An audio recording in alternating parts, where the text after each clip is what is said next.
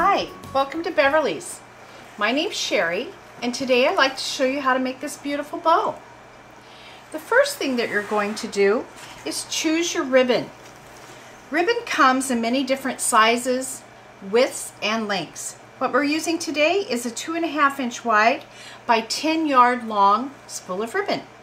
You're going to begin by unrolling the ribbon from the spool. You will need a piece of floral wire that you can bend in half and set it aside so you're ready for it a little bit later, or a chenille stem. You don't need them both. You could use one or the other, whatever you have on hand. The first thing we're going to do is measure approximately a 24-inch length of ribbon, which will become our tail on our bow.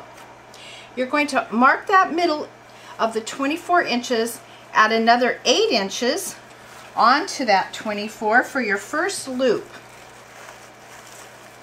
You make one loop, pinch it in the middle, and twist it. The reason we twist it is because this is a one-sided ribbon. It does show the print on both sides, but not as beautifully as it is on the right side with the gold glitter.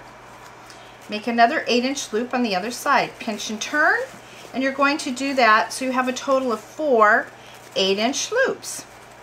Once you get your 4 8-inch loops, you're going to make 6 7.5-inch loops. You don't need to measure it again. What you're going to do is just hold it up to the loop that's right before and make sure it's about 1/2 inch shorter. Make 6 of those, 2, 3, pinching it and turning it, 4, 5, and 6. Now you're going to make 6 more that are another 1/2 inch shorter. So these are going to be 7-inch loops. 1. Just pinching it and turning it. 2. It's okay if it's a little up on itself. You can adjust that later when you fix and fluff your bow. 3. Pinching it and turning it. 4. 5. And 6. And now you're going to make 6.5-inch loops, 6 of them finally. Just another 1/2 inch smaller than the one before.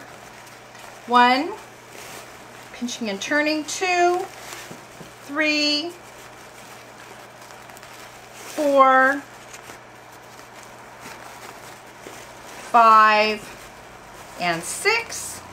And finally, you're going to finish it when you do your last pinch and turn with 1 loop in the center. Now that you have that, hold on to that nice and tight. Take your green floral wire or your chenille stem that you had, insert it through the middle, turn it upside down, take your 2 loose ends, poke them back through and pull it tight. Pull it as tight as you can and put some muscle into that. You can loop it back around if you'd like through if it's a very heavy ribbon, but we don't need to do that today. We're going to just spin and twist it. Now that you've got it, pull it nice and tight again, flip the bow upright, and you'll see it doesn't look very pretty, but it will in a moment.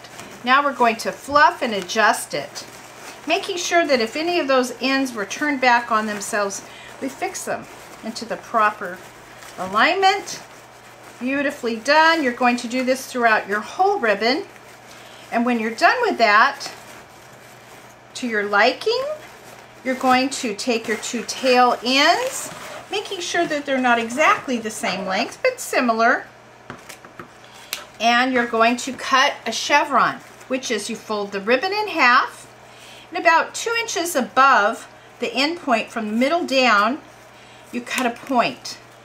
And you've got a chevron. We're going to do that again.